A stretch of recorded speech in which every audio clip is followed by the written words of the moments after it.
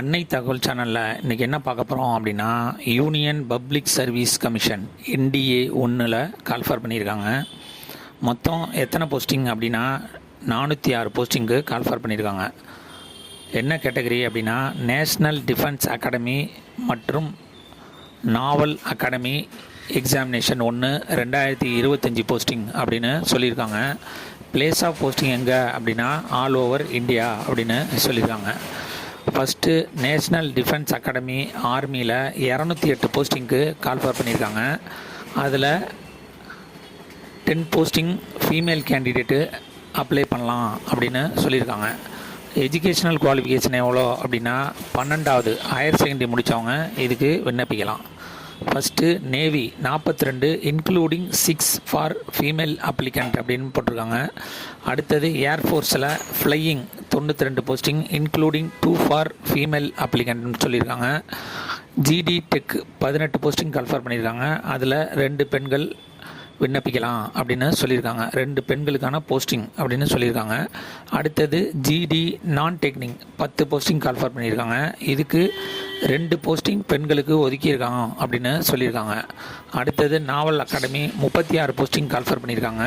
அதில் 5 போஸ்டிங் பெண்களுக்கு ஒதுக்கியிருக்கோம் அப்படின்னு சொல்லியிருக்காங்க.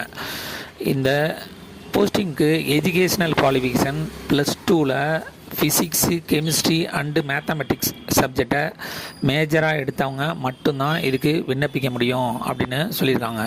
அதாவது ஃபஸ்ட் குரூப் ஸ்டூடெண்ட் மட்டும்தான் இந்த எக்ஸாமுக்கு அப்ளை பண்ண முடியும் அப்படின்னு சொல்லியிருக்காங்க.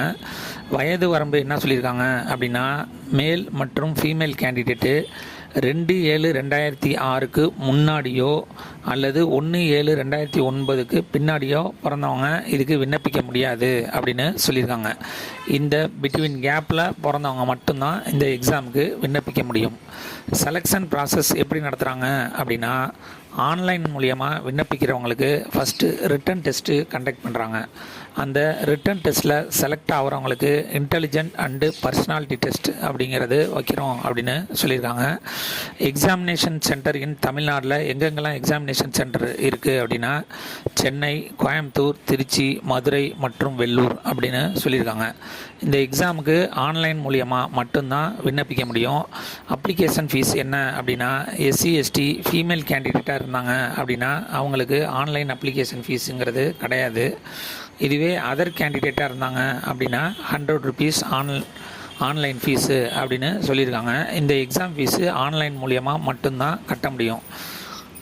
எந்த சைட்டில் போய் விண்ணப்பிக்கலாம் அப்படின்னா, upsc.gov.in அப்படிங்கிற சைட்டில் போய் விண்ணப்பிக்கலாம் அப்படின்னு சொல்லியிருக்காங்க. ஏற்கனவே இந்த எக்ஸாம் எழுதினவங்க அந்த register number and password date of பர்த்தை போட்டு உள்ளர போய் டைரெக்டாக இந்த எக்ஸாமுக்கு விண்ணப்பிக்கலாம். இதுதான் முதல் டைம் அப்படிங்கிறவங்க TNPSC எக்ஸாமுக்கு 1 டைம் ரிஜிஸ்ட்ரேஷன் அப்படின்னு பண்ணுவோம். அதே மாதிரி இதில் ஃபஸ்ட்டு 1 டைம் ரிஜிஸ்ட்ரேஷன் அப்படிங்கிறத பண்ணுங்கள். அது பண்ணதுக்கு அப்புறம் தான் இந்த பர்டிகுலர் எக்ஸாமுக்கு விண்ணப்பிக்க முடியும்.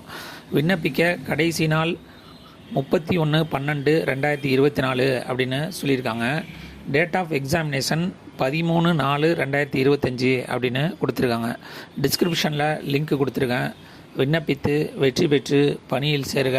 நன்றி, வணக்கம்.